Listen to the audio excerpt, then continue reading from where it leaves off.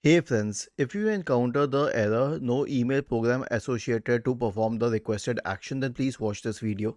So the thing is that the mail app has been transferred to the new Outlook app. Now it may replicate or not replicate, that depends.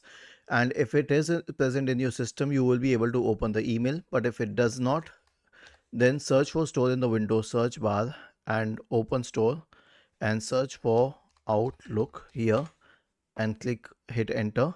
You'll find this option called Outlook for Windows. You can install it. It is already installed on my system, but you will have to click on install. Or alternatively, you can use any other mail app. Okay, don't use this one, but you can use any other mail app. Just type email and hit enter, and then you can find the email applications here.